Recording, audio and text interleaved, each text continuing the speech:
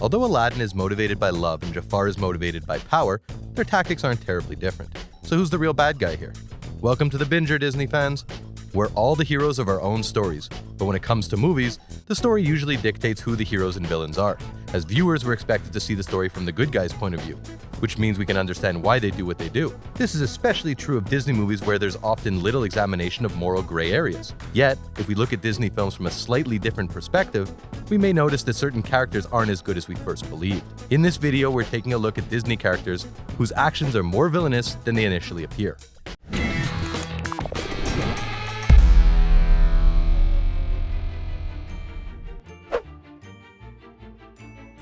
Like any character with the voice of Tom Hanks, it's hard not to love Toy Story's Woody. However, his desire to stay at the top of the toy hierarchy leads to some questionable behavior, especially in the first Toy Story movie. Woody is Andy's favorite toy and, because of that, he's the leader of the gang in Andy's room. Yet, when Buzz Lightyear comes into the picture, Woody treats him horribly because he feels threatened. He bluntly informs Buzz that he's a toy and is completely insensitive to his feelings. And then when he plans to prevent Andy from picking Buzz for an outing backfires, things get even worse. Plus, when he and Buzz find themselves in Sid's room, he breaks the rules and reveals his sentiment to get Sid to stop tormenting his toys. But Sid had no idea that his toys were thinking, feeling beings. And since Sid wasn't aware that he was hurting anyone, what he was doing to his toys wasn't so bad from his perspective. In fact, his toy tinkering is pretty inventive. On the other hand, Woody's intervention likely scared Sid for the rest of his life. By Toy Story 4, when his new human Bonnie makes Forky and decides he's his new favorite toy, he doesn't treat her like Sid. But Forky is a toy composed of a fork, a pipe cleaner, mismatched googly eyes, and other random parts. Forky is no more meant to be than Sid's toys were. Instead of being horrified by Bonnie's creation though, Woody does everything in his power to force Forky to be the toy Bonnie wants him to be, even though Forky has clearly been twisted into something he doesn't want to be. Not cool, Woody. Not cool. The duplicitous Hans is the obvious villain of Frozen, and we're not letting him off the hook for anything he did. Yet, many fans have noticed that Anna and Elsa's parents aren't exactly innocent either. Elsa's ice powers had been manifesting themselves for some time before Elsa accidentally hurt Anna when they were children. Yet, in that time, the King and Queen of Arendelle took no steps to teach their daughter to control her powers. Then when something went wrong, Elsa's parents attempted to teach Elsa to completely suppress her powers. This makes Elsa feel like she's fundamentally flawed, like there's something inside of her that's wrong, not exactly what a good parent wants to convey to their child. Of course, the trolls play a role in this. They erase Anna's memory of Elsa's magic and tell Elsa to learn to control her powers. However, the King and Queen take things way too far. When Anna and Elsa's parents are lost at sea and Elsa becomes Arendelle's ruler, she applies the same isolation policy to the whole kingdom.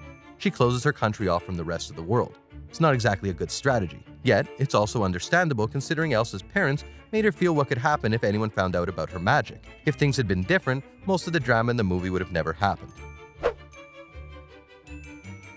In Inside Out, upbeat joy is the leader of the personified emotions in young Riley's head. But Riley's at an important transition point. She's entering adolescence. And on top of that, she's moving to an entirely new city. Riley needs all of her emotions to help her make sense of her new circumstances. But Joy does everything she can to minimize their impact. Joy's intentions are good. She wants Riley to be happy. But denying the other emotions, especially sadness, cuts Riley off from other people. Joy eventually learns that she has to work with the emotions. However, she causes a lot of trouble in the film by overlooking the value of sadness. In Aladdin, the evil Jafar attempts to manipulate everyone around him in an effort to seize power from the Sultan of Agrabah. But Jafar isn't the only one trying to manipulate people in the movie.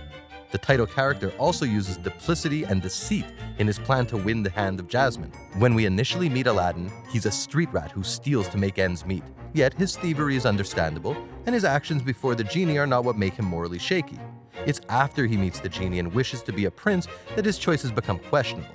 Aladdin happily deceives the kingdom, the Sultan, and especially Jasmine to get what he wants. While he does this so he can be with Jasmine, she's actually the one he's most dishonest with.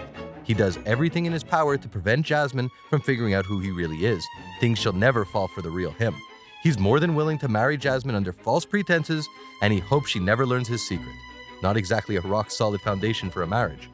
More importantly, Aladdin is motivated by love, and Jafar is motivated by power. Their tactics aren't terribly different, so who's the real bad guy here? The Little Mermaid features one of the all-time great Disney villains in the form of Ursula, the Sea Witch.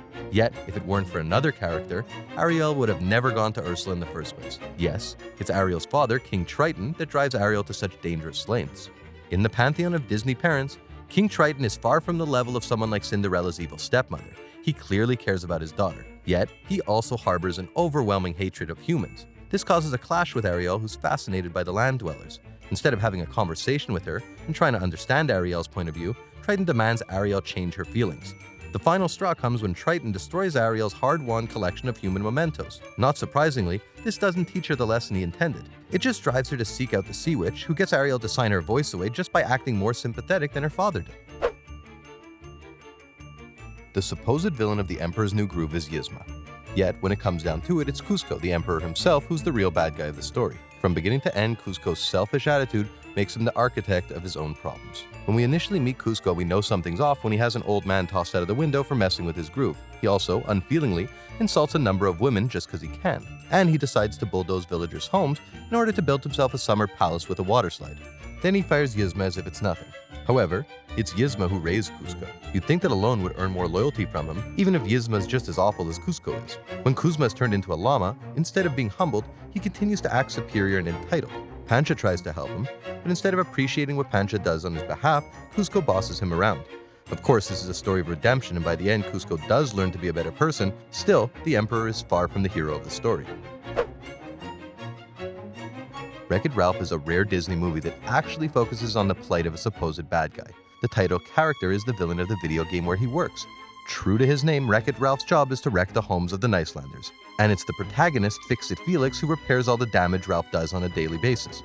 Although Ralph is just doing the job that was given, the Nicelanders still reject and exclude him from their social gatherings. Meanwhile, they treat Felix like a hero for performing his job. While Felix and Ralph have a better relationship than Ralph and the Nicelanders, Felix still takes Ralph for granted. He doesn't realize that Ralph feels lonely and misunderstood, and he certainly doesn't do more to include him. If any of them had recognized Ralph's contributions to the game, he wouldn't have felt the need to go elsewhere for validation. Much has been made about the problematic relationship between Belle and the Beast in Beauty and the Beast. After all, the Beast imprisons Belle's father for a minor crime, then he agrees to trade him for his attractive daughter, for whom the Beast has clearly ulterior motives. After that, he denies her food and flies into rage with her. All of the bad behavior should leave Belle disgusted and afraid of the Beast, so Belle's attraction to him seems to be the result of being dependent on the Beast.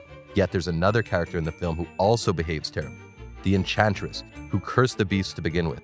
The Enchantress disguises herself and asks for shelter for the night in the prince's castle. He rejects the request due to her appearance. Not a great reason, sure, but the Enchantress' actions are entrapment. The Enchantress seems to know about the prince's character flaws and sets him up for failure. Plus, not only does she curse the prince to live and possibly meet his demise as a beast, she curses the castle servants as well. While the beast certainly deserves a lesson in being kinder, the Enchantress' curse seems like an overreaction. And the cursed servants too, who are only guilty by association, is just cruel. The Lion King is one of the most popular Disney movies of all time, and the relationship between little Simba and his father Mufasa is very touching. Yet Mufasa is far from the perfect king. He establishes a hierarchy in the kingdom that puts the lions at the top of the food chain. He also exiles the hyenas and forces them to live in an elephant graveyard. The only reason they even join up with Scar is because they're starving. Mufasa preaches the circle of life to Simba, but his actions don't live up to it. On top of all that, Mufasa is terrible to his brother Scar. He threatens and physically intimidates him. He even jokes about ending his life with Zazu. Mufasa seems to believe that he has the right to the throne because he's physically superior to Scar. Yet, it's possible Scar could have been a good king if a drought hadn't hit the Pride Lands after Mufasa passed away. Sleeping Beauty's Maleficent is one of the most chilling villains in Disney history. Everything about her makes her an iconic baddie. Yet, if it weren't for Aurora's parents, their daughter wouldn't have been threatened by the fairy in the first place. A Tumblr user, Free in Wickedness, notes that King Stefan and Queen Leia put themselves and their daughter in the middle of a fairy war. The royals claim that they aren't taking sides in the conflict between Maleficent and the other fairies. However, they make it clear whose side they're on by failing to invite Maleficent to Aurora's christening while including the other fairies. In order to stay neutral, they should have invited all the fairies or none of them. Instead, they slight Maleficent. And when she gives them the opportunity to make things right, they publicly shame her. In order to save face as an important fairy leader, Maleficent had to respond with the biggest show of force she could muster. If that weren't enough, instead of doing their job as parents and protecting Aurora in the castle, they send her away. They put her protection in the hands of the other fairies and abdicate a responsibility to ensure her safety. Which of these supposed good guys from Disney movies do you think should be considered a villain? Are there other examples we left out? Fill us in the comments below. And before you go, don't forget to give us a thumbs up and subscribe to The Binger for more awesome videos. Thanks for watching.